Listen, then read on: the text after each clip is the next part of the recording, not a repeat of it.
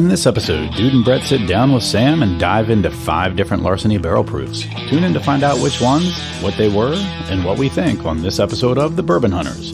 But before we get started, do you want to support our podcast? Do you like bourbon gear? Visit our website at www.bourbonhunters.com to buy some of our custom bourbon gear and support the podcast. Thank you for taking time out of your day to join us on our hunt for great bourbon. Reward yourself and sit back, grab a pour, kick up your feet, and enjoy.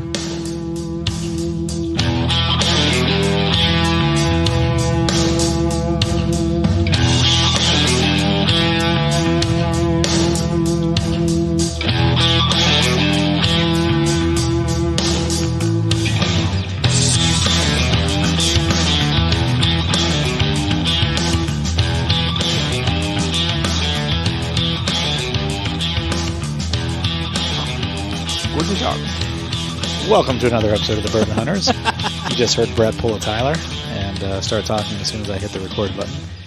Today we have myself and you heard Brett. Oh, Brett Bryan. Sorry, I thought you were pointing at our guest. Sorry. And our guest. I'm Sam Shaw. Sam Shaw, longtime host, first-time listener. Yes, something like that. You can switch those if you... Oh, I am. You're driving. So today we're doing Larceny Barrel Proofs. We've got 4 of them to go through. Plus, we're doing a little bonus of a barrel proof that I got from the You Do Bourbon at the distillery. You put a hit on this thing, too. Yeah, I've had it for a few years now. I got it the year that... I think I got it the year that you... Yeah, it says 22. Didn't go. No, you didn't go in 21. Yeah, that's correct. And in 22, Jason and I went on a barrel pick and then afterwards went to do that. That's where that's from. So it was like March. I think it was after we went to Lux Row. Oh. We went to Lux Row to do the Mash and Journey, Ezra, and the Weeded, the Rebel. Yeah, man, I'd like to get another 10-year Rebel from Lux Row. Well, our trip's coming up soon. We need to talk the deets on that offline. That was the plan tonight. Tyler decided not to show up. So. I guess I'll talk deets, and I will take his spot. Well, I mean, that's part of the conversation is who all's going. All right, so moving ahead. We're doing Larceny. In the glass right now is my You Do Bourbon. It is... Does it have an age statement on it? I don't know if it says the age on it or not. It does not. But what are the details? The deets on it. So the proof is 124.9. That translates to 62.4 alcohol by volume. Unless you're looking at Tyler's bottle, where he mixed up the proof and the ABV. It was bottled on 127.22. Just so you know. Bottled or barreled? This says bottled on. Oh, yeah, it wouldn't have been barreled. Okay. Yeah. I mean, I hope it's very short-lived bourbon. Yeah. If it was barreled. Was it in January that I did that? It was right. It was a month after our trip. Wow. Unless you don't know your months. No, and you that's confuse correct. them. It's correct. Well, I don't think there's 27 months. Well, I meant I didn't write it European style. Maybe you're confused and you think that June is the first month, not January. Well, it was definitely. I thought it was February, so January is probably correct. I also feel like how many stops into the bourbon trail is could dictate his grasp. It was on the 3rd. What day it is? It was definitely the 3rd. So it could be anything. We did Lux Row, had 6 samples while we were at Lux Row, picking barrels for both Ezra Brooks and they were cask strength, and for Rebel. Then we went to, after that, Bardstown Bourbon Company, and that's where the guy from Bardstown Bourbon Company gave me that collaboration bottle. Oh, that's awesome. Before it released. And he just snuck it into our gift bag. He's like, yeah, you're going to need a new gift bag. And I was like, huh? And he put that in the bag, and we walked out with it, so that was nice. And we also bought stuff while we were there, so that's why we had a gift bag to sneak it into. But he gave it to us, walked away, said he had a meeting, and said, you're welcome. It's a way to do it like a boss, man. Yeah. Here, take this, I'm out. Well, and we had been drinking, and it was about a third gone. It was the stouted one. Oh, yeah, that's so good. Founders? Founders, yeah. It was the Founders one. I like that one a lot. So what do you guys... so this is Larceny. I'll talk more about Larceny here in a second. But what do you guys get on the nose while we're getting ready to do that? This is a very traditional bourbon to me. Very vanilla. It's a wheater, right? It comes off like a wheater. Larceny's wheat, yep. His mutta was a mutta. His mutta was a mutta. He's a wheater. And they actually use a pretty high percentage of wheat. It's 20% for their wheat. which is decently high. I think most of the wheaters are like around the 16% range or something like that. So it's up there. There's nothing unique that jumps out. Yeah. It's a traditional vanilla caramel. Well, and to be fair, I mean, wheated bourbons are supposed to be softer. Yeah. So I get a little bit of cloves, but like it smells like bourbon. If you think of your average bourbon, like there's nothing that I like what you said. Nothing super unique about it. Not that that's bad. Yeah. Were you able to try this before you purchased Not that there's it? anything wrong with that. Yeah. So the Udu bourbon. So let's talk about that. Oh, that's right. Never mind. So let me talk about Larceny first, and then I'll talk about the Udu bourbon experience, and then we'll go into the rest of the tastings. So Larceny is a brand that was created to honor I guess it's the legacy or the mythology or the legend or whatever you want to call it of John E. Fitzgerald. So if you remember John E. Fitzgerald, there's Old Fitzgerald bourbon, which is also a wheat, same brand, Heaven Hill, which is who does Larceny. But originally, the story goes that John E. Fitzgerald was a bonded warehouse security guy. So he was a bonded officer. And he had the keys to the warehouses where they were stored, the bonded warehouses. And he would start to go in and thieve and taste. And then whichever ones he liked, he would take a jug and fill it with thieved bourbon from that barrel that he liked. And so when they turned around and started getting into these barrels to bottle them, they noticed they were lighter. And the ones that were lighter happened to be smoother and nicer tasting, and people just really enjoyed them. So they started calling them the John E. Fitzgerald barrels, basically. And so they kind of figured that he was, lightening them. They weren't getting light naturally. Could you imagine just like walking around with a barrel thief, just like Right? sampling shit through? I mean, and imagine how many barrels are in a warehouse. Like you can't get to all of them. I mean, that's obviously. what a master taster does, Yeah. but they're not doing it behind anyone's back. They're doing it as part of their job. I mean, I think that really goes to show if you show up confidently. Well, he would world do is it in the yours. middle of the night. So But I'm sure he was confident. In the yeah, middle. sure. Oh, I mean, yeah. No one was questioning a bonded agent being, at the warehouse because that's his job. So, And I love that they've like made a legacy of him, like you not a like. know what? It could all just be bullshit too. It might could just It be makes- a made up it's a good story. It's a good story either way. So larceny is the act of thievery, basically stealing. But I use the word thievery because of the way he would pull it out of the bottle or barrel. So that's where the brand's name came from. If you look on the bottle, it's really cool. There's a keyhole on the front. And then looking through the bottle, if you hold it up and you're looking straight at it, through the keyhole, there's a key on the back of the bottle. Oh, And I so actually you never knew that. can see the key through the keyhole. Now, that's the one I did, so it may not line up It has perfectly. Oh, yeah. So that's the one I put my own stickers on, so it may not line gotcha. up well. But yeah, so that's the idea behind it is, there's a lot of reference to the keys, the keyhole. Larceny is a reference to the thieving or the stealing of the bourbon from John E. Fitzgerald. John Fitzgerald brand, the Old Fitzgerald, was originally a brand that became very popular. Somehow ended up under the Pappy label, so the Stitzel-Weller label, basically. And if you go on the Stitzel-Weller tour, one of the smokestacks there says Old Fitzgerald down it. We took that, remember? Yeah, we did, yeah. We were pretty hungover. We were very hungover. So when you go to Stitzel-Weller, they still have the legacy of the Old Fitzgerald brand there. But now, Old Fitzgerald, Larceny, that's all at Heaven Hill. So when you go to Heaven Hill, obviously they've got a new museum there in the back. If you do the Udu bourbon, you can actually go through. It gives you access to the museum in the back. You can go through and check out all the stuff. And they have a section for Larceny and Old Fitzgerald and the legacy of the legend, all that stuff. Tells the story back there. The website does a pretty good job to it. They actually have some moving videos, some moving pictures.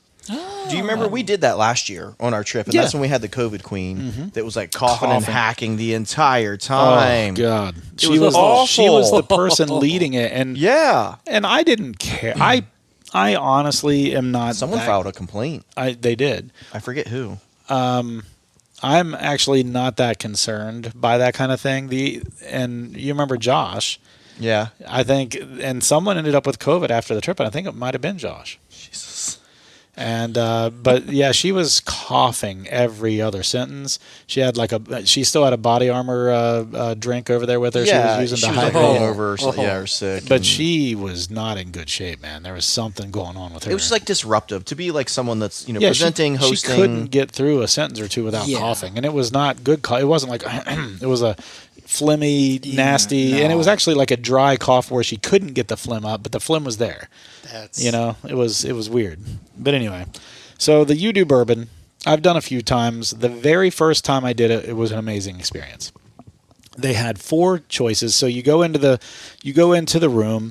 They had 4 choices for you. You had Bernheim, you had Elijah Craig, you had Larceny, and then you had the Heaven Hill bottle that you could choose from. Now, they brought all of them out. They were specially batched for You Do bourbon, and the batch numbers are Y something, and the Y is for You Do bourbon. So if you see it, it says like Y122, I think, and that's what that's for. Is the Y is for You Do bourbon, and then the 1 is the month, and the 22 is the year. So when we went there the first time, they had the 4 options, those 4 different bourbons. You get to do a tasting. They tell you a little bit of a history. It's kind of a real quick history of Heaven Hill / just what it takes to be bourbon, that kind of thing. They talk you through the tasting. And then after you go through the tasting, you get to go into the next room over. And if you want to, it's not included in the price. So it's like $40 for the tasting. But then when you go into the other room, it is the price of whatever bottle you choose. So if you choose the Larceny, it's, like $70 or something like that. If you choose the Elijah Craig's, like 70, 75, whatever. Bernheim, at the time, and they were all barrel proof. Mm-hmm. At the time, that was the only way you could get a Bernheim barrel proof. They didn't have any other Bernheim barrel proofs available. Now it's a thing. It's a product now, and I think it was because of that. When we went, they all tasted pretty good except for the Bernheim. Bernheim tasted like leaves, like autumn leaves. If you could crunch them up, put them in a blender and taste them, that's what it tasted like. It was disgusting. But all the other ones were pretty good. I ended up doing and I just killed it, I believe. No, I didn't kill it. I'm a dumbass. I didn't kill it. The Heaven Hill one, what I did kill was the Elijah Craig one. So the year you didn't go with us was the first year we did it, and I convinced them to let me do 2 bottles because my buddy couldn't go. Yeah. And so they gave me. I did a Heaven Hill and I did an Elijah Craig, and so that was that's how I got those 2 bottles. Then I came back another time and did the Larceny, and then we went back again, and it's probably the last time I'll ever do it. I feel like they're not giving you as good of bourbons now in there as they did the very first time when they first launched it. I think now they're like, oh, well, so many people are signing up for this. We don't have to give them good bourbon. Yeah. Because it's honestly gotten progressively worse each time we've gone. And the most recent time I went, I did get another Elijah Craig, but it just wasn't as good. I'm not doing it this year if we go. Oh, I'm not. We're not even. It's not even going to be. We might go and do a tasting there, like the connoisseur tasting. Yeah. Because their tasting's pretty good. Yeah, that tasting was fun that we did the one year. And so if we did a tasting there or something, that's what we would do. But anyway, I'm not doing the You Do bourbon ever again, unless I see that they have the Heaven Hill one back again, because that's what I would go for, because it's good. Sure. It's similar to like the Parker Heaven Hill type of stuff, But anyway. Speaking of, did you taste this? Oh, yeah. So that was the You Do bourbon experience. The second time the first time I took a sip, a little bit of a visceral reaction. I didn't get a whole lot because I think I was overwhelmed with that. Yeah. And then the second sip, it was almost like I took like a little bit of like an inhale, like not enough to like get alcohol-y, but I started to get this like a little bit of caramel, like a nougat almost, like nougaty, butterscotchy. Caramel's what I get for sure. I've been getting a lot of clove out of it. Really? Like on the finish? Yeah. What am I? A Butterfinger. You know, a butter. That's kind of what I'm getting, like a Butterfinger candy bar. That could be it. I can see that. But I am getting the clove on the finish. I'm also allergic to peanuts, so that might be where like I specifically will never get that flavor out of it. Yeah, because you don't eat peanuts. Yeah. Peanuts, but not peanuts. Hey. Oh, I was going to say, it's a good thing you're not gay, but you weren't saying penis. Yeah. Peanuts. You're allergic to peanuts. Yeah. Gotcha. Yeah. So Clove a little bit on the finish, and I don't know if it's clove, but it's definitely like a little bit of a spicy It's like something. an allspice for me on the nose. That could be. Nose is allspice. Yeah. I'm getting that. I like the nougaty call out like that. Once you said that, Yeah. it's like, yep. I agree with that completely. All in all, this was my second trip. So the first time I went, the Elijah Craig was pretty good, and the Heaven Hill was really good. So I got both of those. You're normally only able to get one, which I think is stupid. If you go, you should be able to get two. I don't know why not. You're paying for the bottles, you know. Right. The second time we went, the Elijah Craig was not very good. They didn't even have the Heaven Hill anymore, and the Larceny was good. The Larceny was the best, but again, the Bernheim sucked. We went back a third time. Is that when I went? That's when you went. All terrible. And Rookie mistake. no, they weren't all terrible. The Bernheim was nasty. Yeah. The Larceny was not good. I was expecting to get another Larceny. Same. I wanted a Larceny. That's Right. part of the reason. I mean, it was a $40 tasting. I wanted to, Yeah. Now, when we did go, dumbass over here, they did have a C922, and you didn't get it at the checkout. And I think the true. reason you didn't get it was because you didn't know that it was there because you didn't buy a bottle at the You Do Bourbon. So you were just like... So That's true. Yes. I didn't even go into the gift shop, I think. Right. You didn't. And so... I got one later on, though. You did. Because I pointed it out to you on the interwebs. Yeah. And I bought one from there as well. No, I actually got two at that trip because someone else let me buy theirs. That's what happened. Oh, yeah. I think it was actually Tyler who didn't want it. And then as we were leaving, someone announced it as their whiskey of the year. And so I was like, it was on a website or something, and I'm just like, I've got two of them. And Brett was like, I didn't even know they had it. Well, I'm always like, and it's, buyer's remorse. I always like, am so hesitant because like we spend a lot of fucking money on that trip, and I'm like, I don't know. Yeah, I don't know. But that's the stuff. So for me, that's the stuff I like to spend the money on. That bottle has a story, whether the story's amazing or not. It's a story because no one can ever have that bottle. Yeah. I'm just cheap sometimes, and I shouldn't be cheap. Right, but that's the experience. That's what we try to talk about. You can always go buy a bottle of Larceny Barrel Proof. No, there's maybe a handful of people that get that Larceny. The one that I bottled from the You Do Bourbon. Yeah. You know what I mean? Like, so however many batches or barrels they combine together to make that batch, and I think it even said it in the notes, they told you how many barrels it took to make the batch. So you're a very, very limited amount of people that could have that bottle, which is pretty cool. Even more exclusive, in my opinion, than something else. Plus, you get the experience of the You Do Bourbon. That's one of my favorite phrases through my time in bourbon culture that I learned is the best bourbon is the bourbon you enjoy. Yeah. I argue the second best bourbon is your favorite story to tell. Yeah. And like completely aside from taste, being able to go off on like, this is the story, this is like where I was at. It's like when you ask someone what their tattoo means. That's Right. the whole like, well, let me take you to a time and place when I got that. Sometimes the answer was I was drunk as fuck and I thought it was a fun idea. Right. But there's always a conversation that can happen around that. And what I like is Jason always says on the Mash and Drum, he always says it's not about the whiskey, it's about the people you share it with. Yeah. Agreed. And that's, I mean, honestly, for me, that's the whole reason I started this podcast. I've said it a million times, but it's my guy time each week. I get to hang out, and I get a little irritated when someone can't make it. Because I'm just like, that's my time that I've personally set aside for you guys, and I like to spend it. You know what I mean? Like I enjoy hanging out for an hour to 5 hours or whatever it ends up being. But as some of our episodes have had. My favorites are when it turns into a two-parter episode and you listen to the introductions in the first half and then you like smash cut to the introductions in the second half. It's like, no, they got shit-faced. There's no sugarcoating that. Well, there's been a couple that have happened here like that, but then there's also been our Bottle Kill episodes. On the trip, the second or third episode of that one, we are like this. And it's funny because I'll do the intro here. Yep. After the fact, on this episode of the Bourbon, that kind of thing. And but then immediately you'll cut into me going, episode of Bourbon Hunters. So you'll hear me go from sober to completely drunk in like 10 seconds. So it's pretty funny.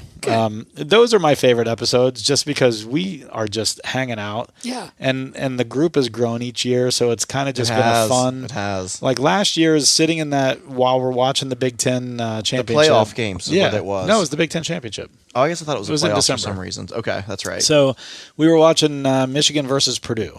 And then we watched. There was another championship. There was. game. It was like it wasn't Clemson. It was the Pac-12, Utah versus someone. I think. I don't remember. I remember both of them being good games, though. Yeah. Sports. Yes, there was a lot of sports ball that evening. But anyway, that was the year we were about to pack it up. And then Josh goes and get out his bottle of Blanton's and starts passing it around the room. And that put me over the top. I was doing just fine until then, and it was bad. From that point forward, the rest of the night it was bad. So, all right. So what do you guys think of this? Not too bad? I like it. I like it. The first sip of it, like because I didn't pregame, I just showed up. First sip was very like ethanol-y to me. Well, yeah. Yeah. Your first of the day. And but here anyway. That was also then like immediately after. I really enjoyed it. Yeah, good. And like, I might get smashed for this a little bit, but whatever. I think this would be better at 10 points lower, maybe at like 112, 113, as opposed to 124. I think if you proofed it down a bit, you could start to see some of the subtler notes come out. And that ethanol would die down a little bit. And I've found that I really like the 1-teens a lot for me. Well, and here's what I was going to say. And you kind of took the words right out of my mouth, because I feel like Elijah Craig's, they do great in the 120s, 130s. Weeders, though, I think they do much better in like you said, in the 1-teens. Yeah. So the exception of that is some of the ones we're going to have tonight: the C922, the B520, the B523. Those are all or two airplanes. Yeah. Yes, and they are excellent examples of larceny. So I think we're going to have some good ones today. And I think the worst one we're going to have is probably yours. That's okay. Do you want to do them in chronological order? Yeah, I think that's usually how we do them. Okay. So I think that's probably the best. I don't know that it's the best, but it's the way we're going to do it. That's the way I like to do it. Chronological order being the age of the bourbon or when you got them? No, the release dates. Gotcha. So let's talk about that real quick, and then we will go into the bourbons. So the way this is just like Elijah Craig. If you've ever had or listened to us do the Elijah Craig barrel proof episodes, the way the barrel proof labels work for Larceny is exactly the same as they do for Elijah Craig. Same company, so it kind of makes sense. Basically, it's a barrel proof label, and at the bottom it'll say batch number, proof, and then alcohol by volume. The batch number is how you know what you're getting with your Larceny or your Elijah Craig barrel proof. The way it works is the first letter, it's always letter, number, number, number. So the letter is which batch it is of the year. So it's the A batch, the B batch, or the C batch. It's one of those. So it's always A, B, or C. Then they redundantize it, if that's a word. It is now. With the month of the year that it's released. So it's always A1 or B5 or C9. It's always. So they could drop that number, that first number. Because it's always consistent. It's always the same. Yeah. Or the letter. However, here's the funny thing about it. It's supposed to be the month of the release. So C or A122, for example, was actually released in March. So I don't understand why they did 122. Should have been it should have been A322. Maybe that's when it left the warehouse. It might have. But that was the release date. All the rest of them were January when I was looking through this earlier. But that's how you know the code for those. So the last two numbers in the batch is the year it was released. So you've got C922 would be the third batch released in September of 2022. You sank my battleship. And I sank your battleship. So that's how the batches work. So we've got in front of us today, we've got B520, A122, C922, bingo. Okay. And B523. So we've got a pretty good mix. We've got an A, two Bs, and a C. B, C. Yep. And then combined with the Y from the You-Do bourbon that we did earlier. So I say... What would be the B20 first, correct? Yes, the B520 is first. And I'm going to let you have the honors again of pouring. Did you hear that in the background, that little weep? That was the cork? The cork pop. The popping of the cork.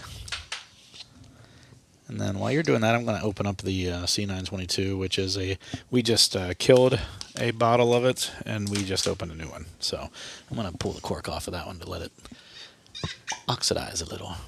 That was another pop. These are good pops so far. I know. Pretty good pops. If only we had Tyler to do some pops in the background. There you go, Tyler. Ode to you, buddy. All right, so this is the... it. No, he does. I don't think he's listened to one episode. I think he's listened to one episode. And that was the one episode where he hurt his the leg, contest thing. And on the way back, Yeah. we had announced a contest where the whole point of the contest was you rip on Tyler and give us a good review. And it's the one episode he ever listened to, and it was just by happen chance he listened to it on the way back after he got his leg accident. Someone else was driving, and he was listening to the episode. And I'm like, you got to be kidding me. Of all the times you listen to the podcast, it's the one episode that we are telling people to give bad reviews of you. It was so funny. All right, so this is the B520. This is Whiskey Advocates Bourbon of the Year, or Whiskey of the Year, I should say, from 2020. So... this one got pretty high ranks from Whiskey Advocate. I think, if I remember correct, until recently, most of the Larcenys were hit and miss. So unlike Elijah Craig, where most of the Elijah Craigs are just ballers. They're just good, really good releases. The Larcenys have not been that consistent. They've been really good and then really bad, really bad, really bad, really good, bad, really bad, good. And it's just this B520 just happened to be a good, a release for that, and it got some accolades. Does it have a year? No. An age statement? No. Some deets on it, though. Yeah, go ahead. Proof is 122.2. I'm going to assume that's repeating. Alcohol by volume, only Sam likes that, no one else. Alcohol by volume is 61.1%. I'm smiling, and there was not a repeat bar over top. I know. I said I'm assuming it's repeating. So it's probably 122.20. I bet it's repeating. I like repeating. I mean, who doesn't like repeating? I am the reiterator, so I enjoy repeating, obviously. I really enjoy repeating. I get the joke. Do you? Because I laid it on pretty thick. I don't. Fair enough. All right, what do you guys get on the nose for this one? Now, interesting. I get some of that clove that you talked about earlier. I get some of the clove, but like allspice. Yeah, I get like a lot of like cinnamon. Like it's the nose reminds me of a Christmas ale. I'm getting some. I feel like some cherry. Maybe some dark fruit or something, but no, I could see some dark fruit, but that Christmas ale was a good analogy for me. There's like that cinnamon was another good one. Cinnamon, a little bit of like almost a nutmeggy, like that whole like that spice blend. Yeah, no, agree. Yeah, I like it. All right, I'm diving in. I'm not yet. Teeny vanilla in there too. You still schnozzing it? Vanilla. Still schnozzing. Oh. I like that. Oh, he says. Holy this is good. This is really good. This was a huge step up from what we just had. Yeah. Huge step up. I get a little bit of like a stone fruit, not necessarily cherry, but like I get a bit of a stone fruit too. There was a big blast of vanilla in there. Yeah. Which was like welcoming as hell. Yeah. Which is like the vanilla that I got on the taste didn't get much of any of that on the nose. I didn't either. It was hidden on the nose. Good viscosity. Yeah, the viscosity is good too. That is true. There's a nuttiness. There's something nutty in there. Maybe. I don't know why I'm picking it up. No, for me it was more of a dust. Like so sometimes I equate dustiness like with the turkey products. Well, the nuttiness, like the dust on a nut, like a peanut. You know, when you're reaching into the bag of peanuts and you come out with like the nut dust. Or when you go into like Brett's pants and you get some of that nut dust. I was like, there's a joke somewhere about nut dust somewhere. It evolved. You were getting it in real time. I was looking like back and forth, like, all right, who's going to do it? I couldn't resist. Cat watching ping pong. It was. I couldn't resist for too long. I could only say nut dust a few times without having to bite the bullet. All right. So what do you guys think on this one? I mean, go back and revisit this, then hit the nose again, see if you get anything different. I really like a lot of vanilla in it. I get more stone fruit the more that I've been drinking it. Still not a cherry, I'd say. Yeah, and it may not be. But that was what I got on the nose. There's some kind of dark fruit, fruit something for sure. Like almost an apricot. I can't pick it out, but there's a fruit. Yeah. Wow, that viscosity is good. Yeah. I like this a lot. I could see why this might have gotten a whiskey of the year from someone. I've had this one, and I have been convinced this was really good. And then I would always read people knocking Larceny Barrel Proof. And then I come to find from Jason, after I talked to him, is that some of them are really good. Some of them are not good at all. And that's fair. And that's the problem with the Larceny, is they were just so inconsistent, the barrel proofs. I am amazed with this one how at 122.2 repeating. Correct. You said. I really, like, it doesn't hit on the initial taste. Like, you get a little bit of a burn on the end, but really smooth start to it. Yeah, the hug on it, I think, is just right. It's a medium to long finish, not like crazy long. It's not a super ethanol in your throat finish, but you're right. It starts soft, explodes a little bit at a time as it goes across your tongue toward the back, and some of that nut dust explodes in your mouth. Now, I don't know if you saw, but I put a single drop of water in mine. Yeah. And for me, it changed the taste. Oh, it will, yeah. To where I really like it. Like that little bit of ethanol and like that. Before you say any more, did you not like it before? I did. I was just getting a little like, and maybe it's something I've eaten today, but I was getting a little reflux, a little, not a pleasant Kentucky hug. It was almost like a reflux hug. And it was like kind of that was overpowering any flavors. Wow. So I did what you said, and to me, cherry comes out. Yeah, it does. But I also get... Oh, that'll be plenty. It's almost like a smooth caramel. It really like... I hate saying the word smooth, but it really... But I don't mean it to the flavor smooth. I mean like a smooth caramel. Yeah. Not a smooth bourbon taste. A smooth caramel. Like a Werther's or something like... You know what I mean by... I'm not referring to the bourbon being smooth. I'm referring to the caramel taste being smooth. Like it's a smooth caramel. You know, I think proofing it down a little bit, I'm going to double down on the Christmas ale comment. Really? You still get some more? Yeah. And we didn't do it scientifically. Who knows how much you had left in yours versus right. Mine was more than a drop. Like I thought I only had a drop left in this, and I poured it, and it was like a dribble. Mine was more than it started with one drop, and then like you dribble, and then it's like, oh, there's the rest. It's like when you're done peeing. Yeah. But and the rest goes in your underwear. It's like when you're having prostate problems, and you guys know what I'm talking about, right? But like I don't have much, right? I don't have much left in here, so it might have affected mine a little more than it affected yours. But to me, it changed it a lot. I got cherry, and I got a really, like I said, a really smooth caramel. I can get the caramel. I see where you're going with that. But that was a big change, and that happens a lot. If you ever do this at home, add a drop. It's amazing how much a single drop can change it. Oh, and then do another drop. Yep. And then do like, you know what I mean? Because it's an actual chemical, is it a chemical reaction when it's not a reaction? It's not a reaction. It's changing chemically though. Yep. So when you add water to bourbon, it actually bonds, and it's a covalent bond. Yeah. That's where it's bottled in. Bond. Hey-oh. Dick. So, Old Fitzgerald, by the way, is a bottled and bond product, and that is homage specifically to mixing a little bit of water. John E. Fitzgerald bondage. and him being a bond officer is what I was going Oh, I thought he liked bondage. I was way off. Well, there's nowhere that says he had didn't. handcuffs. There's nowhere that said he didn't like that. Yeah, the nose, I'm getting more vanilla now, too, where I... See, I'm getting that cherry now. Yeah. Once I added a little water, it became cherry to me. It's like vanilla cherry Coke. Yeah. That's actually, not bad. Right? That's good. What I went back after the glass was empty and smelled it, and I love doing that. You guys know that. I didn't realize I had talked about that so much on the show. No, that is vanilla cherry Coke. Sorry, go ahead. Yeah. No, you're fine. But it is vanilla cherry Coke too, by the way. That's a very good description. But we even had a guest on the show who listens and is a fan, and he's like, "Oh, I did the dude, smell your empty glass. Empty glass," and I forgot that I had talked about that so much because I did. I used to talk about that all the time. I love going back to an empty glass and smelling it. Mm-hmm. I still do it just out of habit.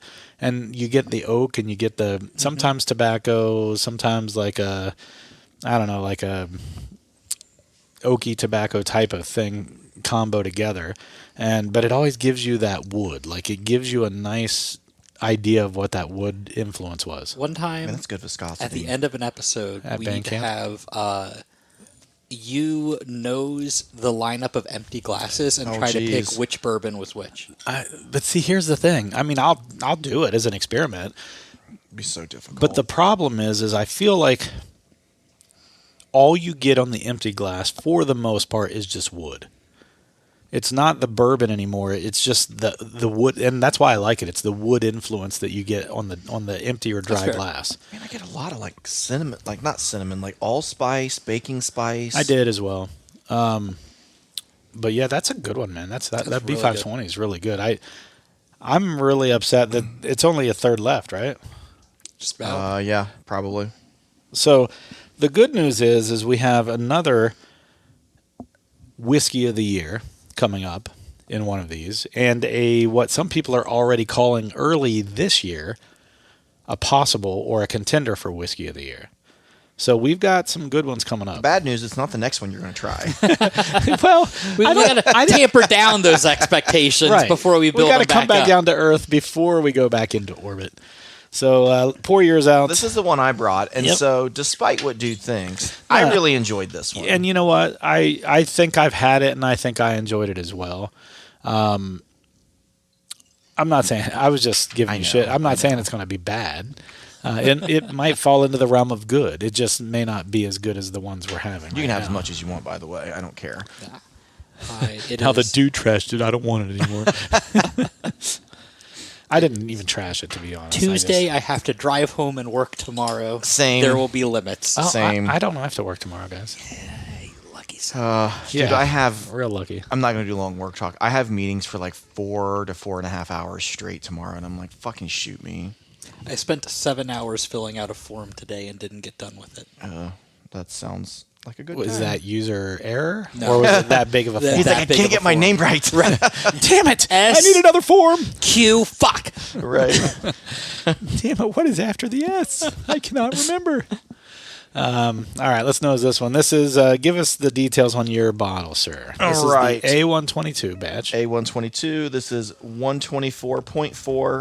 I'm not going to say that's repeating. It is 62.2% alcohol by volume.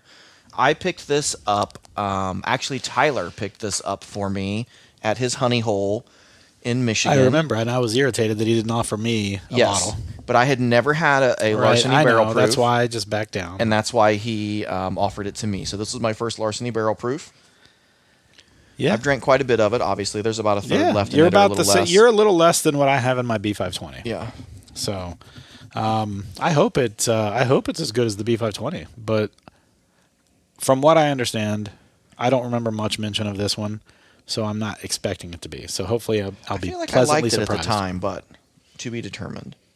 You're looking like on the nose you're not super excited about it right now. No, I don't know what I'm smelling is why. I'm confused. I get like earthy. And this is why you're going to be confused and you're not going to like it. That's okay. You're going to say bubblegum? I'm going to say like an earthy bubblegum. I don't get bubblegum. It's in the alcohol. It's not in the, like when the alcohol gets into your nose, the ethanol part, I get like a bubblegum kind of. Same. Do we have the same socks? Close. Oh, wow. Very close. Oh. That's crazy. Yeah. I got mine from Costco. I got mine from the internets. I get mine from TJ Maxx usually. And they're always so cheap. But they're good. I have Pumas. I have Under Armours. I have a whole bunch of different ones. You ever Puma pants? I've never pooed your pants. No, I've never pooed your pants. Oh, and that was the other thing. Tyler had 2 short stories to share this week, and he's not here. What a jackass! I like that instead of short stories, it's short stories. Yeah. So we were going to do a podcast. I like that. Was originally, before we did the bourbon podcast, the idea for the podcast was going to be short stories. My concern was we weren't going to be able to have the shit story every week. Right. Yeah. And it was going to be completely relied on by guests. Yeah. And if I would have known Tyler was going to knock up his wife, and that he was even going to get married, because we didn't even know He's that. had a lot of short stories. Yeah. He really has. He has been the definite tipping point for our short stories. He's had, and then his son is part of it. Sure. But he's had a few. His son has had a few. I've had like 2.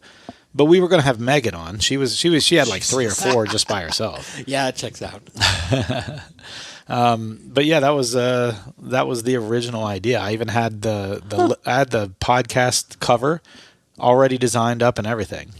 I'll have to see if I can find it for you, because it was a pretty good one. It was me and AJ. We were going to do that together. Thanks. What is this? Something's hitting me in the sides of my tongue. What? No, it's not. For me, it's not. I'm just messing. Unless you say like juicy fruit. Well, I mean, that's bubblegum. But it's not bubblegum flavor. I mean, it's a cherry, maybe? I could get a cherry, I don't know, like, if I go cherry, it would be more of like the maraschino, like a sweeter cherry. I don't get a very, like, dark cherry. Yeah, I agree with that. Anything like that out of it. That was the... Oh, there we go, yeah. Nice. It's like runny poo. Nice. Well, there was actually a poop font that I found on the internet. Not surprised. And then you just make the letters brown. But that's a pretty good... Yeah. I mean... Yeah. That's funny. Pretty good label.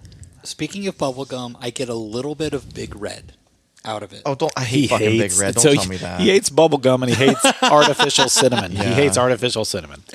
So you're like surrounding him with stuff he doesn't like on his bourbon that he likes. And I'm easily influenced. I was such a bad kid. The peer pressure, Brett, I promise this will only hurt for a second. Once it's in, you won't. It was more like, can you run across the road before that car hits you? I'm like, fuck yeah, I can. That doesn't even sound like they tried to influence you. They just asked you a question. It's peer pressure. It was all like they just asked you a question. It wasn't like, Brett, I bet you can't do it. It's Brett, can you? Yeah, I think I can. It was. Let me try it, dude. Peer pressure was the worst. I think we may have different ideas of what peer pressure actually is.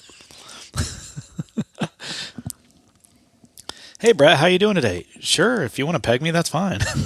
That's not how peer pressure works, man. You better use lube this time. No. I just asked you how you were doing, man. All right. Did you guys ever listen to any of Joe Rogan's stand-up? Oh, yeah. Did you ever hear the one where he's lifting with his buddy in the basement when he's living with his mom? This sounds very familiar. And basically one of the guys is like pure machismo, whatever, has his buddy come over. His buddy comes over and he starts complimenting his ass. And so it really gets uncomfortable at this point. But that's what's the genius in the joke. And he's basically trying to convince his friend to let him get him. Yeah, basically, God, screw him in the ass. Maybe I don't know this one then. And so the whole time he's like, "Oh man, you have such a nice ass, man. That is such a tight ass. I bet I couldn't even get my dick in there." And the guy's like, "Oh, thanks, man. And he just keeps on pushing it. And he's like, "No, you gotta let me try. I bet you anything." So when you talk about peer pressure, I start thinking about. I'm like, yeah, that's Brett. I guess. I mean, sure. Let's try it out. There's no way you can get it in there, man.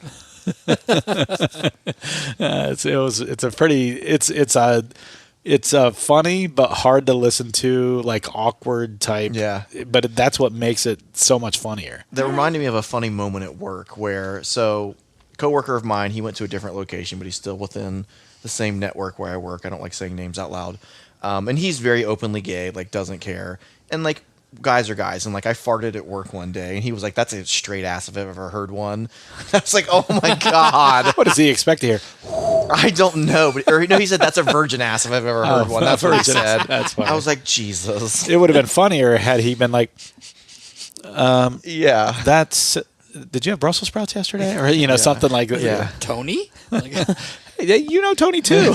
That's funny. Yeah. That would have been good. That would have been really good. All right. So, what do you think? I like it. So it's for me, it's cherry. Cinnamon bubble gum. No, I don't get those. I'm serious. I'm just messing with you. I like this too. This isn't bad. It's not as good as what we just had, in my opinion. But it's good. That's good. I definitely like it. It's These all have great viscosity, I will admit. And also, I am to your point of like the Larceny, like I do get cherry. Yeah. All of these have been wildly different. Yeah. Like for being the same like mash bill and everything. Right, Yeah. like wildly different outcomes. Well, and it's pretty crazy to me, and I think when when you get more into bourbon and you find out different things, and you start to learn different things about bourbon. For example, Buffalo Trace. They have 3 mash bills. They have a wheated mash bill, which is what makes up all of their Weller and the Pappy line, all of that. All made from one mash bill. All different flavors. Coming from just different proofs, different locations in the rick house, ages, all those things play a part in giving wildly different profiles of taste. Yeah. And it's all the same mash bill, same yeast strain. I mean, theoretically, each barrel is its own entity, so there's a possible wild card in every one of them. But that is a good call out though, because everything that we have been trying is barrel proof at least, and so you're going like by the nature of barrel proof, different proofs too. Right. Yeah. You're also going to be finding the it's a different law of averages, and like Larceny's shelf product, that one's going to be very consistent bottle to bottle. But the second you get into a different run, a different batch, you're going to have a wildly different outcome. Well, and take, for example, the one that Brett added a little drop of water to. I should do that to this one. That There's was not a much completely different taste. That could have been a completely different product. Yeah. Yeah. Because it gave us a different taste profile just by adding some water to it. And so something that simple has that wild of a wide-ranging effect on the bourbon and the taste and the outcome. I mean, to me, that tells you that, like you said, your original observation of each one of these is wildly different. And they do have some underlying, I think we've said cherry in almost all of them. Yeah. Almost all of them. Or some sort of stone fruit type whatever.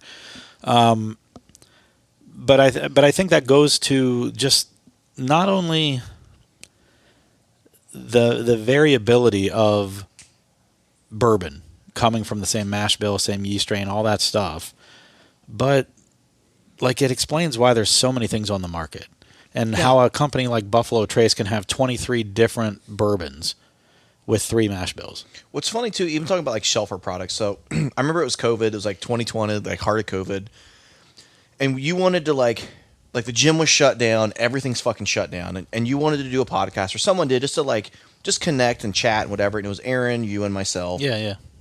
We were talking about like bourbons and this and that, and I was like, oh, I picked up this. We did the Four Roses single barrel, yeah, right? And so it was Shelfer 4 Roses single barrel, and I had a different number than like you or Aaron had one of the two. Right. And we did this little sampling, all like virtual, and I was like, holy shit, this is like, it's like buying like 2 cases of Bud Light, but they taste really different. Yeah. And I was mind blown. I'm like, wait a minute, this is the exact same thing, but they taste wildly different. Well, but they put the word on there that gives it away. Yeah, single barrel. Yeah. So but I didn't each have barrel, any concept of that. Yeah, right. And you if were you were pretty early into your journey. If you're not into, you don't understand that part of it. And I was like, what the fuck? This is the same thing, but they taste different. Yeah. You were probably wondering why we were doing this to begin with. Well, yeah, I was just like, it's the same we're having thing. just 3 different bottles of the same product. Yeah. Which is hey, like, next week we're going to do 3 bottles of Coke. Like, why would I? Right? Why would I go to the grocery store and buy 3 12-packs of Bud Light? I hate Bud Light, but anyway, and us drink those and expect them to be different. Well, you could do 3 cases of Busch Light, and you would potentially get different. Yes, because Busch Light, a lot of times, is actually Bud Light, where they have excess. They put it into the Busch Light cans. That wouldn't surprise me. Yeah. So one of my buddies works for Anheuser-Busch, and he says, he's like a high percentage of Busch Light is actually Bud Light. One of they both taste like shit, but anyway. my old buddies is the Busch Light man in all the commercials. Nice. Yeah. Jerry, out in Los Angeles, if you're listening, hi. That's cool. What's up, Jerry? Your Busch Light sucks. It's not his Busch Light. He's just the spokesperson. I mean, I would do it His too. job I'm is jealous. to wear flannel. Yeah, That's I it. I wear. Is he the flannel one that all would winter like stand long. outside and like the nature? Yeah. Okay. Yeah. Okay. Yeah, That's I wear cool. flannel all winter. I long. remember. But he doesn't dress like that normally, right? No, I knew him from the CrossFit gym that I went to out there, and it was. I know, like there was one memory that I have where he got like super injured because he had twins and just picked one of them up wrong. Like, Welcome to getting Listen, old. right? Honestly, I know CrossFit gyms have a bad rep, or they used to anyway, bad rap of in getting their athletes injured. But I'll tell you, at our gym, most of our injuries come from outside of the gym. One of the And it's stupid stuff, like you said. Like Yeah. someone went to pick up their luggage, they didn't think anything of it, so they didn't brace like they would have at the gym, and then they threw their back out. Yep. Just stupid stuff like that. Absolutely. Yeah. Or another person I knew, he went down to North Carolina to do like a black belt test, and he tore his hamstring. I know. What an idiot. What an idiot! What an idiot. I did like that. I channeled my Will For Ferrell there. a while, like anytime I interacted with the Bush Light guy, he would only respond with gifs of himself. Oh, that's great. That's funny. Yeah, that now, is funny. I would love to. We should just create some home because you can make them in, Yeah. Photoshop and stuff. We should make some homemade gifts and just start Yeah. answering people With those. those. And like reenact some of the popular ones. You Yeah. know, that's what we should start doing. There you go. So speaking of Will Ferrell, I was watching an outtake of Anchorman, and he's sitting there with Paul Rudd. And I like Paul Rudd. Oh well, Paul Rudd's hilarious. He's a subtle funny, but he can Yes, also be like a yes. flamboyant funny too, like just stupid. But he basically Will Ferrell holds his leg up to Paul Rudd and says, "Feel that leg," and then so he grabs a hold of his leg, and as soon as he grabs a hold of it, he goes, "Doesn't that feel like a cock?" And Paul Rudd immediately just puts his Breaks head down. character. No, he tries everything he can to not smile or laugh. He just puts his head down, and then Will Ferrell goes on this tirade of just talking about. I'm going to play it for you guys because it's actually ridiculously funny. So I'm going to play it for you guys just so you hear it, and I don't know what else to do because it's that good. Okay. So, anywho, so let me pull that up real quick, and we'll listen to it. So in the meantime, what are your final thoughts on this particular bourbon of the shitty one from Brett? I still like it. It's probably not going to be as good as the others. Agreed. Like the C922 is fucking fantastic. I've had that one before. But I also wouldn't like, given the opportunity, I would still buy this bottle. Yeah. Yeah. Yeah. I like it. I get. I still get some of the big red out of it, but that's like not a bad thing to me. Shut your mouth. All right, you guys ready? That doesn't feel like a cock. Can you hear it? It doesn't. I mean, that feels like real leg. He's trying. I pleasured myself to the image of Mrs. Buttersworth. She got me there like I was on the Express A train. Bing, bang, boom. Talk about a river of ejaculate. Volume so I Paul have never Rudd's seen in my lifetime. holding Now I back a know what laugh. the villagers of Pompeii felt like. Oh my God, the villagers of Pompeii. Now Will Ferrell's trying not to laugh. Now I know what those sad villagers of Pompeii felt like. Except where they were rained down on hot lava, I rained down on those villagers with frothy ejaculate. Frothy ejaculate. So I was listening to a radio show or a podcast, one of the two, a while. It's been several years ago, and I've always liked Will Ferrell. I've always thought he was a hilarious guy. Believe it or not, he's an alumni of the same fraternity that I'm in because it's an international fraternity. We were in the same college, but again, internationally, we're in the same fraternity. Matthew McConaughey's a member as well. Anyway, So it was just a whole bunch of people partying and not taking life seriously. A lot of it was, yes, Okay. absolutely. But Fair he enough. was out in, I think Will Ferrell was out in L.A., and Matthew McConaughey was University of Texas, if I remember. Anyway, I heard the people that were on, cast members of, small level people, they said Will Ferrell is a dickhead on set. Really? They said that you would think that he is, and again, I have no way to confirm or deny this, but I feel like people want to have information that's negative on people. yeah, it's And I could see where, and it may be true. It may be 100% true, but I could see where someone might, have one bad experience, and then they start a whole thing on how much of a dick he is. well. They said that he takes his role so serious I could see that him there's doing no that. there's no like joking in between sets and like that kind of stuff, that he just takes it too serious. Again, I don't know. Yeah. But that was kind of a turnoff for me on Will Ferrell. I was like, oh man, that really sucks. I get that. I try to give the benefit of the doubt only because it's got to be weird being under such a spotlight all the time. Yeah, absolutely. That like you are not allowed to have a bad moment or a bad And day. when you do, that's what people are going Right. to remember. That's what they're going to gravitate toward because, I've got some dirt on, Yeah. Well, even because everyone wants today's day their and age. Yeah, everyone wants their, I'm holding up my phone. right Recording. And so to that point, I'm actually watching The Morning Show, which is an Apple original. I moved on from Ted Lasso. So anyone listening, especially the Black and Brown podcast, who thinks we talked about it for 15 straight episodes. we did, but No, we did not. It was 14. And so I'm now watching that show, and it's great. It deals heavily in the Me Too movement. But it actually talks about both sides of it in a good way, in my opinion. Like, it obviously doesn't diminish the real pain and whatever, but it does actually bring up the possibility of people exploiting the movement. But Absolutely. which most likely happened. Absolutely. Yeah. Just as much as it really did happen, Harvey Weinstein and all that kind of nonsense. Good? I'm not worried about that. Okay. I didn't know if you wanted more. Or This what. is mine, so I can have I as just much know as I want. yeah. You can have more of any of them, obviously. Well, they're all mine except for one. You can have more of mine too. But so it's not diminishing the effect of that movement. Obviously, it was an important movement. It was needed at the time.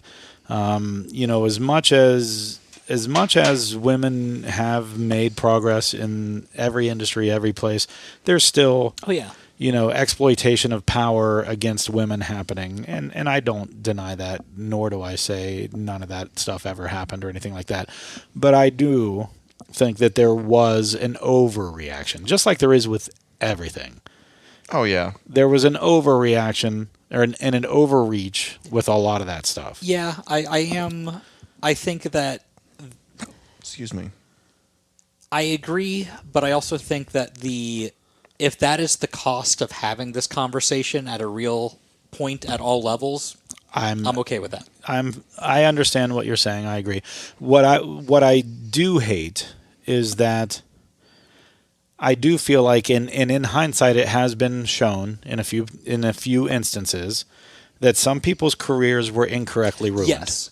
And I think that's the part that is unfortunate, and I think that it cheapens the rest real. of the movement. Exactly. Yeah. The rest of the movement. I think the biggest thing that cheapens the movement, though, is growing up. It wasn't a hashtag; it was a pound sign. Right. So Pound me everyone too. is saying Right. "pound me too." Right. That's so great. That was the funny thing I saw too, and I'm just like, yeah, that for me it was always a pound sign. Yeah. So pound me too.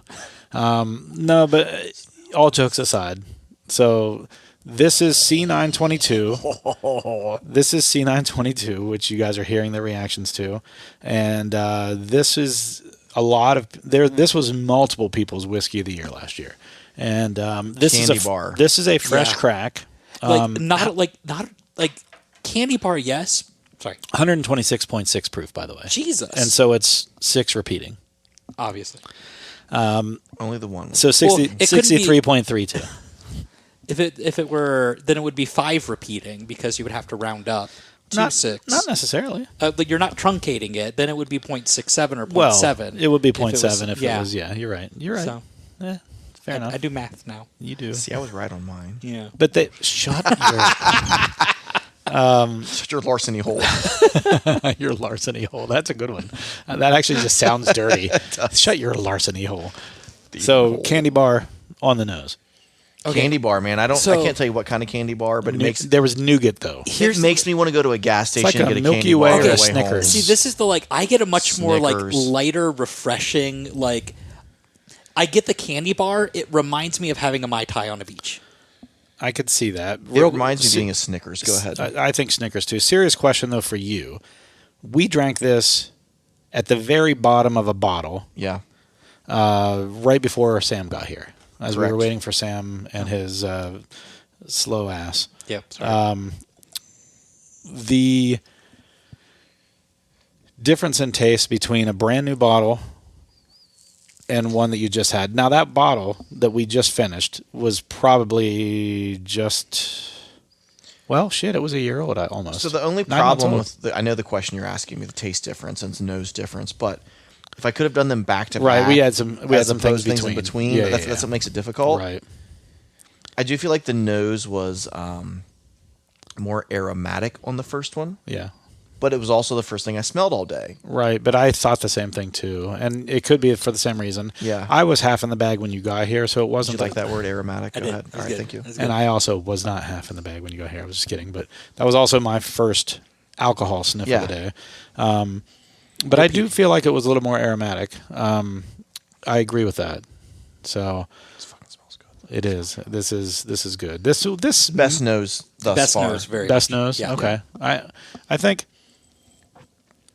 the B520 might have rivaled this for nose for me because I remember really enjoying the B520 nose. But this is a good nose. This is a very good nose. And I don't remember B520 100% right now. So, but this is good. What are you getting? You said candy bar, Snickers. You said So it's very refreshing. Like it is a sea breeze almost that I get out of it. Like that little bit of like a saltiness, like Ooh, sea salt caramel. Yeah. yeah. So this has the highest proof of anything yet. what was the Y122? What was that one? It is 124.9. This is 126.6. Oh wow. Okay. But there is a salted caramel in here, 100%. Yeah. I agree with that.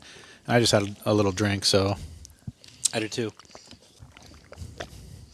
I'm gonna proof this one a touch too. I like yeah. you guys It was you're on a kick now. immediate, I like- know. funny. I know. It's just been been bringing out a little bit of extra So flavor. before you do this, I haven't done it yet. Try this too.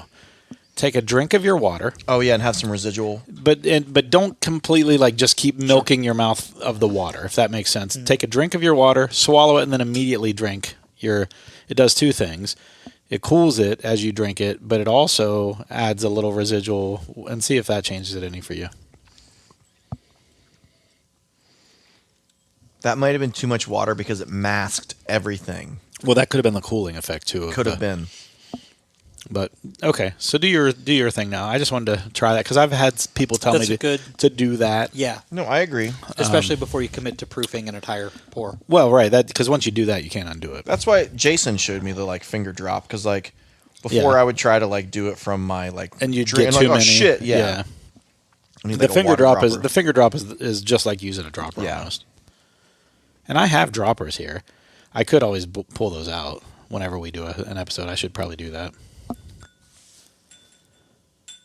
Speech. Right, I'm like, shh. Kiss. Or wait, what?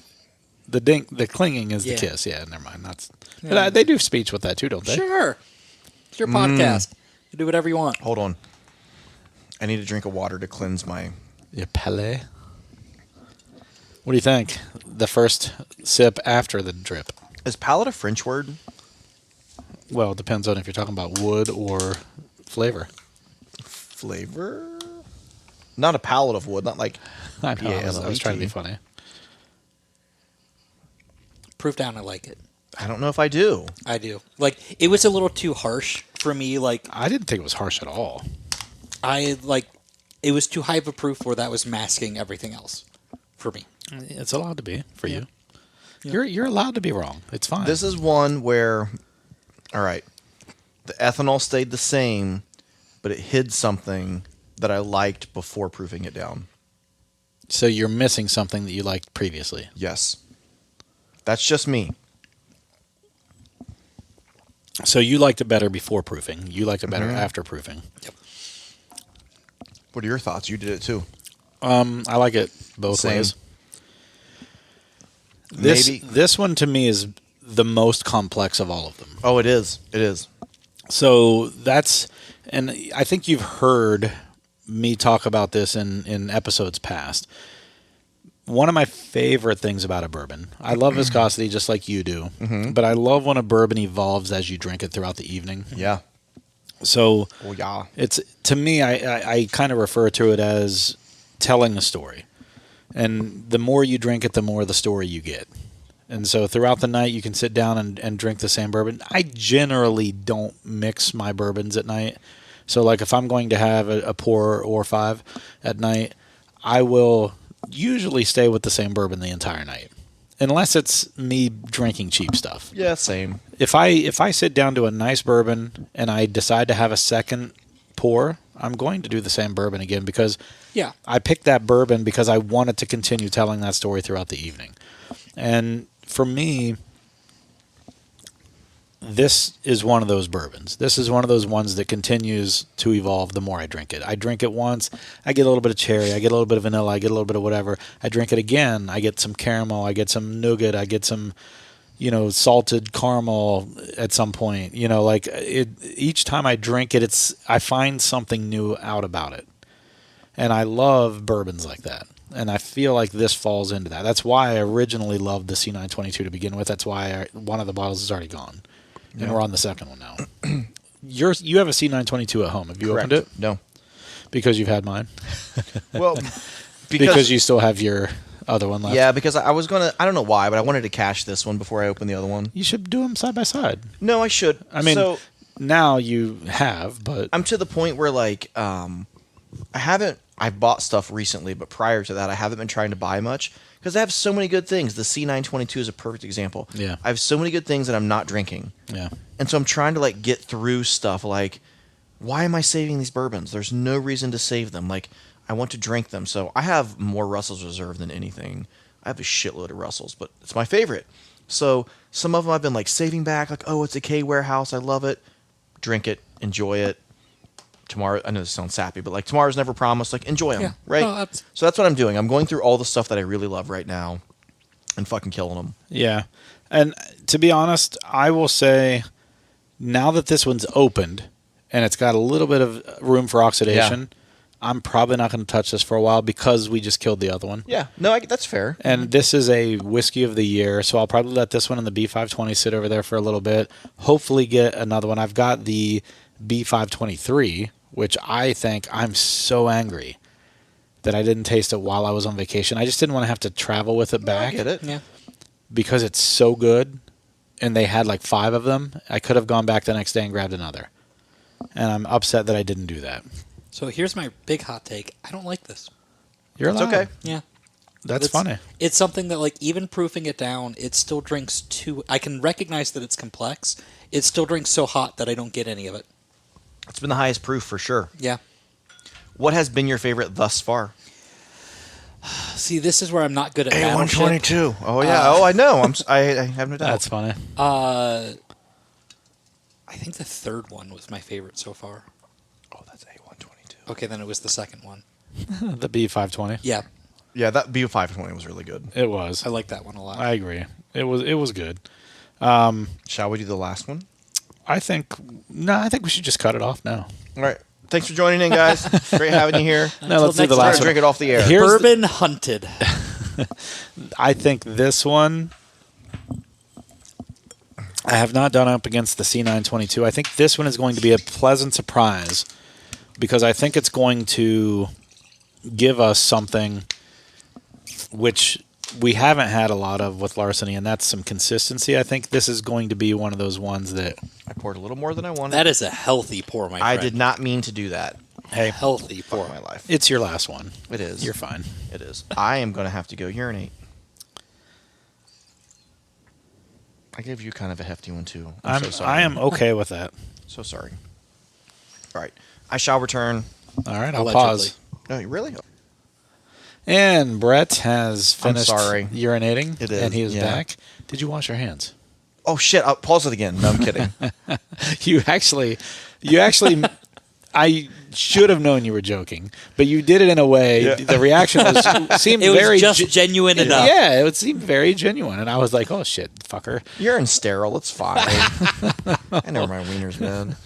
Well, most people's urine is sterile. That's true. If you have a UTI, it's not. Your urine is a biohazard. You're in trouble. Hey-o. All right, fair enough. All right, so we have now poured B523. What are the details of this one? They're pronounced deets. Well, sorry. What are the deets of this one? So, excuse me. This is 124.4 proof, 62.2% alcohol by volume. So we are almost at the same proof as the You Do Bourbon, right? Yes, that was 124.9. This is 124.4, Okay. 5/10. Yeah. You know. All right. So that's 0.25% different. Quick take: the nose on C922 was better than the nose on this. Yes. But you didn't like C922 overall. I didn't like the flavor. taste of it. The flavor hole really like it did was not react well. the mouth hole was not appreciative. Quick segue. You know one of my favorite noses on any like. It's not technically a bourbon, but it's a rye. Gasp. Angel's Envy. Yes. I knew it. Angel's Envy rye smells like fucking maple syrup pancakes. Yeah, It is one of the best noses I've ever smelled in my life. Continue on back to Larceny. Yeah. Well, so if you are a baseball fan, Matt Olson of the Braves just hit his 51st homer of the season to pull even with Andrew Jones on the all-time list. If you're a football fan and you drafted Aaron Rodgers, you're sorry for Sucks you. to suck. You know, what really stinks about that is I think, and it sucks because... It's going to be career ending. I would imagine it has to be career ending. Yeah. It's an Achilles, he's 39, right? Yeah, he's 39. And, like, why? So... You hate to see someone legendary like that go out like that, whether you like him or not. Same with Tom Brady. I would have hated to see Tom Brady go out on an injury. I can't stand him. I appreciate that he's probably going to go down as the GOAT. One of the greatest. Oh, absolutely. If not he's in the top 5, 100%. I still love like some quarterbacks before the game changed and became pass heavy. Yeah. Like Joe Montana. I was going to say when they started. Marino. Well, Steve Young, Dan Marino. Yeah. Joe Montana ushered in with Montana. He's a good actor. But honestly, Joe Montana ushered in with Bill Walsh that West Coast offense that everyone, Kurt Warner was another one. Really good. Oh, Kurt Warner, yeah. Very, very, very short career. Was a grocery baggage guy when he got his call to the NFL. And ended up going in and having a short but amazing career. Just there's a lot of those quarterbacks out there that I have a lot of respect for that just don't have those same numbers because the game has changed so much. Sure. Brett Favre was a favorite of mine. Brett Favre. Like something about Mary? Yes. When Ben Stiller's Brett Favre. So as a kid, I liked Brett Favre clearly because we had the same name. Like that was the only reason I liked Favre. Brett Favre. Yeah, my last name's Favre too. I didn't know that. Yeah. Oh. But then he becomes like this amazing quarterback and it was kind of cool. But yeah. Well, and then he went to one of the better memes I saw this week was because Love, who's now the quarterback at Green Bay, it said Jets fans excited to see that their next quarterback in 12 years will be Love because they got Brett Favre. Right. And then they got Aaron Rodgers, and then they're like 12 years from now they're going to get Love. So they were excited to see the debut of their quarterback in 12 years type of thing. So it was a pretty good meme.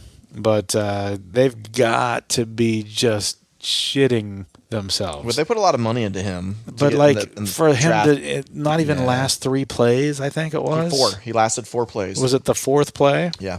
Well, I saw another meme today that was great. Who's the quarterback for the Bills? Josh Allen? Yeah. It said Josh Allen, after one game, has more receptions to the Jets receivers than Aaron Rodgers. Oh, that's sad. So he must have thrown at least an interception in the game. Yeah, and had more yards. I must have missed that part, but yeah that's sad. It is, because you don't want to see anyone like that in their career in that way. And because of this, I have a feeling he's going to try to come back, and he's probably going to come back as a backup. He wants to make a name, yeah. That's going to be the problem. Have you seen, this is a minor segue, someone, I don't know who, but someone like did some AI stuff, and they turned all the NFL quarterbacks into women. I don't know if you've seen this or not. I think I have. It's been a while, right? It's been this year. It's not been very long ago. Obviously, we're not going to do it now, but offline, just type into Google like NFL quarterbacks as women. It is fucking hilarious. Ooh. I hate to admit this, Tom Brady looks kind of hot. I'm like, what? Aaron Rodgers looks like, I don't know what. I don't think this is recent. Are you sure? I'm pretty sure I saw this like a year or two ago. There was something a year or so ago where someone took the women's soccer.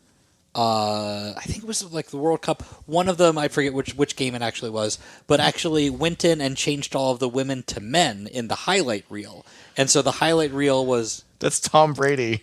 Okay. It's really not, though. That's an AI of Tom. Yeah, no, I'm pretty sure I've seen that. Have you seen that? Because that was one where like the like highlight reel started to go viral a little bit, and that was when it's like, no, this is the women's team. Like just all the same plays, like the type of the game was... Oh.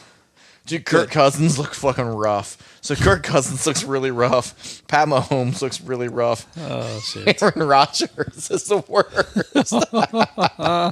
Look at Aaron Rodgers. Hey, people can't see this. I know. Back to bourbon. Go back to you. Go ahead. This is probably my favorite taste profile thus far. There's butterscotch in here, and I'm a butterscotch fan for sure. So... This one, you say this one's your favorite? Mm-hmm. Yeah, I was going to say this one's up there. On the taste. I might go with B520 still. The nose on C922, nose wins on that for me. Yeah. Easy. Yeah. Easy. Yeah. The taste for this one, it's got the viscosity. Mm-hmm. Even though it's 124.4, the proof doesn't show itself for me. It doesn't finish. This is one of the There's only not much ones, of a finish to it. Yeah. It's one of the only ones where I haven't had like visceral. Yeah. They've all had great viscosity, and this has great viscosity. There's a butterscotchy note. There's a maybe a toffee note in there. Anybody else? I get the stone fruit in this one a lot. Really? Mm-hmm. I do as well. I get some vanilla. I get vanilla caramel. So maybe some butterscotchy, like you were saying, type of thing.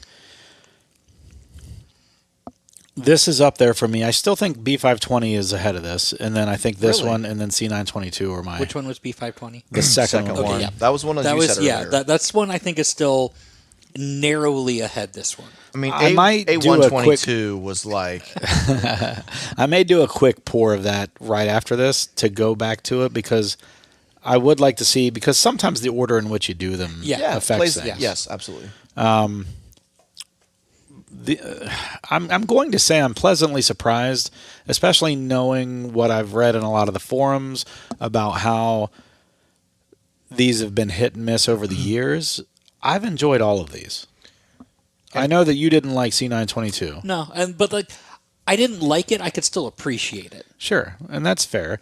To me, what stands out about the C922 is I still feel like it was the most complex of all these. It's one of those ones that I think if it oxidizes a little bit more and gets down to the level of these other ones, I think it's going to compete back again with the rest of them. I agree, and I did like. I think it was super complex, but I think the proof, like, it just was hiding so much of that I couldn't. Well, and part of the oxidation process is some of that softens. Some of that softens. I would love to do this again, and it sucks that I didn't realize when I agreed to this earlier today that this had actually, that I only had like a half of a pour. Like you and I got not even a half ounce each of that C922. That's all that was left in it. I would have killed it a long time ago had I known, and opened this one just to let it oxidize a little. So I think the harshness of the C922, I don't remember it because I felt like you did a little bit. I felt like it had a little harshness to it. I don't remember the C922 having any harshness. So I feel like neck pour. As always, it'd be fun to do these blind, right? Yeah. Do them as blind and come back and say like, oh, this won this award, this didn't win shit. Like, no, I know that does affect you. You're going in knowing that this was a whiskey of the year. Right. This was a whiskey of the year. This was a contender for people already this year. This was Brett found it on a whim. I mean, honestly, what would be fun is to set up a blind, but you don't even know that they're all like this. You think that you're sampling different. Oh, that they're all the same thing? Yes, and then you just don't realize. different batches. Yes. Yeah, that's an interesting That would be idea. a fun blind I like to do. I still think the favorite blind I've ever done was the price tag one. Yeah. Or the only information we had was the price tag. Yeah. That's a cool idea, too. I told dude, I want to do bourbon through the ages. And it doesn't have to be a blind. I mean, it could be, but you do a 4-year-old, a 6-year-old, an 8-year-old, a 10-year-old, and then you get into like a 12, a 15, and a 17, and 18, whatever you have. And what I said is it needs to be all the same mash bill. That's going to be hard to do. That way, Hard you to kind do, of but what we yeah. talked about a It would little take bit in some this research. episode. It would be pretty neat. I thought it might have to be a Buffalo Tracer, an Elijah, or like a Heaven Hill type yeah. of thing. Yeah. Knob To Creek, you match. can do that. Maybe. Knob Creek. Because they have Knob a Creek has 12, that 15, and they have an 18. They have an year. 18 now too, which Oh, I was haven't had actually the the 18. 15 we didn't like so much. didn't like the although 15. the last time we had the 15, we actually We enjoyed liked it better. Really? Yeah. So the first time we had the 15, It was a fresh crack too, which Didn't didn't like help. it. Okay. but the second time, you're right. Yeah, we were did. like, Interesting. wow, I'll have this to has grown revisit on that us. because I like the Knob Creek 12 year is still one Oh, of my I love favorite it. bourbons of You all can't time. I want find one. it right I now. want one so bad. I've got one. Can't- Jeff you said do. he was going to get me one. You just can't find them on the stores right Bastard, now, on I'm the a shelves right nerd. now. So I think that's a good idea. Knob Creek would be a decent example of that. I do know the Knob Creek 18 year they are offering as samples when you take a tour. We go to Knob Creek. Knob Creek but- is not a place. Well, it's part of Jim Beam. Yeah. There you go. But that's that was also- good. I'm so proud of you. Yeah. That is also speaks to the quality of it. Jim Beam? You don't like Jim Beam? Well, No, the Knob no. Creek The 18, fact that they're putting it on like, the tour. That it's I get taste you. it on a tour. Yeah. Because like they didn't do that with the 12 or the 15. You know, we've never on our trip. We've never done gone Beam. to Beam. We should do Beam.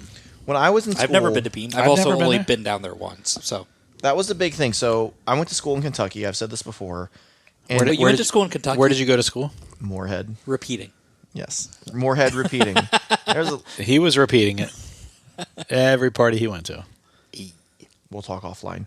Anyway, you were not in my. I was in a fraternity. I said this earlier. Same as Will Ferrell and Matthew, whatever. You were not allowed to drink Jack Daniels. That was Tennessee whiskey. You would be Ostracized. Yes, raked over the coals, as they say. You had to drink Jim Beam or a Kentucky bourbon. You could not drink Tennessee whiskey. That was a big thing with the locals, right? There was a lot of locals. Well, there's where a I went lot to of local college. pride when you're in Yeah.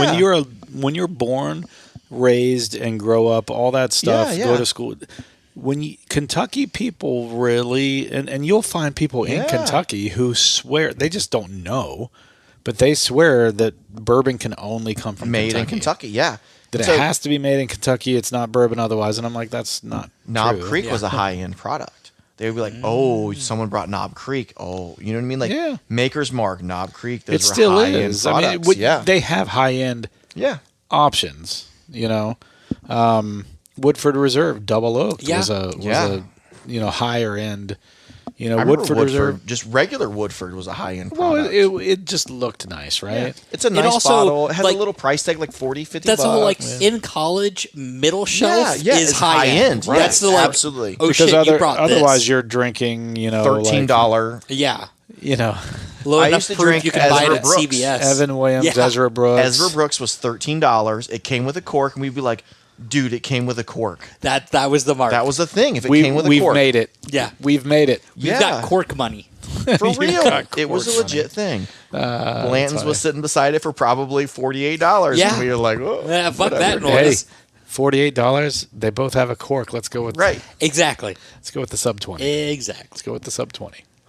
All right, guys. So let's do a real quick recap. If you can remember, quick rating, and go. Oh, gosh. So I still think the C922 overall was my favorite. I know I said I thought that B23 was a notch better, but I still think I'm going with C922. The nose probably pushed it over for I you. think it is. Yeah. Then we'll go with the B15. 523. Correct.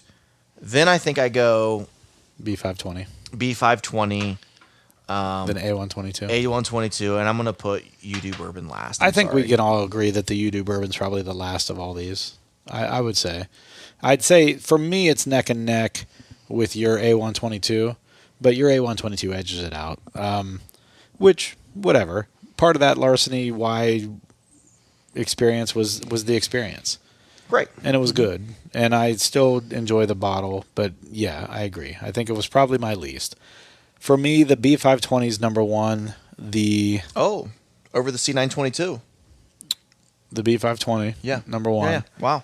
The C922 and the B523 are, in my opinion, neck and neck. I'm going to give the edge to C922 because of its complexity. I honestly think that's one I can sit down with all night. I've said this already, but I can sit down with it all night, and I think it's just going to evolve throughout the evening. And I think this is a fresh crack. Now that it's down to the shoulders, I feel like it's going to oxidize. It's going to get even better. It's going to soften up just a little bit where it needs to, and I think it's going to really start to shine in about a month or so. From there, your A122, and then my Y122. But the A122, none of them were bad. That's the first thing I want to say. None of them were bad. Agree. You might feel differently about the C922, but I don't think any of them were bad. I think they were all good to really good. And this, we should have done this earlier. This was a good. It's a good lineup. Yeah, and I mean, we couldn't have done it earlier. I got that Larceny on vacation just a couple weeks ago. So I like that you said you got that Larceny, pointing to 5 bottles of Larceny. No, that one. But and I'm more upset. I think that I didn't get a second bottle of that, and that I didn't open it while I was on vacation. And you know why I didn't? Because on my way down to vacation, I found 2 bottles of. What did you find 2 bottles of on the way to vacation? Early Times Bottled and Bond. Remember the 2 different bottles that are taller? Right. Yeah. Screw top versus. I didn't realize that you picked those up at the same time. Yeah. Because one has like a black screw top and one's like a tin, like metallic. Yeah, and it was the black plastic screw top versus a metallic bluish. And so it's the difference is on the back of the new ones, it actually says Sazerac as opposed to Early Times Bottled and Bond or something like that. I have one that's from like 2020, 2021, something like that. It's old as fuck. I haven't opened it. Yeah. Because I love it. But I bought those 2 bottles of Early Times. I bought an Old Forester 100, turned it into a freezer old fashioned. Yep. And then I bought the Larceny B523. And I bought the Elijah Craig B523, which I have not opened yet. I had a pretty good trip. That's a good haul. Yep. I mean, 2 Early Times Bottled and Bonds, I would have been happy with just that. And you know what I found on the shelf? And I'm mad. I'm kicking myself that I didn't buy them. They had 2 bottles of WB Saffel. Oh, I like those a lot. They don't make them anymore. Yeah, those are really good. I have one at home that's like half full that I like savor. I have one that's unopened back here. Nice. And I thought I had 2. I got home and I realized I only had 1. Mm-hmm. And it was at the same store that I bought myself one, and I think I bought you bought me last one. year. Yep. And it was at the same store they had 2. They might be the last 2 in existence in a store because they don't make them anymore. Yeah. It was the Whiskey Barons collection from Wild Turkey. In about 3 weeks, 2 weeks, 2.5 weeks, I don't know. I'm traveling internationally. And I'm intrigued to see what's in the duty-free store. So we'll see. Ooh. Are you going to roll the dice, not take anything with you, and just buy roll the dice and buy it at the duty-free? You know what? Worst case scenario, you end up going with some Beam. Makers or something. Beam makers, whatever. Yep. You'll get Makers or Beam. Yep. Yeah. And I wouldn't be surprised if you got Makers 101. I'm okay with it. It's going to be cold. That's a nice, like, warm vanilla. Where are you going? Iceland. Oh, yeah. Yeah. I'm spending a week in a fucking van, dude. This year it won't. This time of year it shouldn't be cold. Voluntarily? Off the grid, living in a van for a week. This time of year it shouldn't be cold, but you're probably not going to see the northern lights. No, they say September, October is prime Aurora Borealis. So you're going to get the Aurora Borealis. Nice. They say. When are you going? September 29th to whenever the next 7 days are. And that's the week you said you're not going to be here. Correct. To September 36th. To October 6th. All right. There you go. So that's awesome. That's awesome. Yeah, that is awesome. That'll be fun. I can't. Did you play around with that camera yet? Nope. On the list. Play around with it. On the Let list. me know. Yep, It should be fine. It's my dad's old camera from his dental practice. It's probably only been used for less than 1,000 pictures. What type of camera is it? It is a D30. Maybe. I know I want to do long exposure photos for some astrophotography. I think it was a Canon D30, maybe. Did I tell you that I got into astrophotography? Oh, no. Okay. Let's talk offline. Yeah, we'll talk offline. Do you want the stuff to hook a telescope up to it? I just fell asleep. What? Yep. No. Hey, hold on. Shaking my head, yes. So, before we completely nerd out and lose our audience, thanks for joining in, guys. Larceny, hopefully you enjoyed some of the information. My ranking was 2-5. You didn't hear your ranking? Shit, go ahead. Whichever pour number 2 was, because I don't remember any Pour of the number 2 things. was B520. Then pour number 5 was a close second for me. That was the B523. Yep. I'm going to put pour number 4, the one that A122. whichever one I did not. Whichever one that I loved the nose of it. It was super complex. I can respect it. You liked the nose of C9. That's C9. That was 3. So that one I'm putting as my number 3. Then the Brett's. So my 4, 5 stay the same. Like a roller That's coaster okay. for you. I know. What the fuck ever. It was good, and that's the whole I can respect what that bourbon is and what it is trying to do. Got it. The nose was one of the best noses I've ever had, and for me it was just too spicy to get any of the complexity out of it. I got it. That's my take. I'm hip to what's your action. Yeah. All right, guys. Thanks for joining in. We will be back next week. I don't know what we're doing next week. However, 2 weeks from now, I think we're going to be doing the entire Old Forester 117 line. It's fantastic. So that'll be fun. We'll have to. Is Jackie coming? She was breathing heavy. I thought she said she was going to show up. I don't think she's associated with Old Forester anymore. She's in my basement still. Never mind. Oh, is that why I haven't seen? That's why you haven't seen her on social Instagram. media. She's locked in my basement. It's okay. Feed her all right. Pop-Tarts. So feeding her Pop-Tarts. That's great. Anyway, figure out next week when you see the title. We'll put it in the title what we're doing. We don't even know yet, but 2 weeks from now, I do know. Maybe we'll do the 4 Roses 10 recipe. Oh yeah, that's a good one. That'll be a good one. That'll be a rough evening. 10 drinks. They're small though. There's a little vials, but yeah, but we'll use there's 10. Yeah. There's still 10. True. All right, guys. Thanks for joining in. Catch us next week. Have a good one.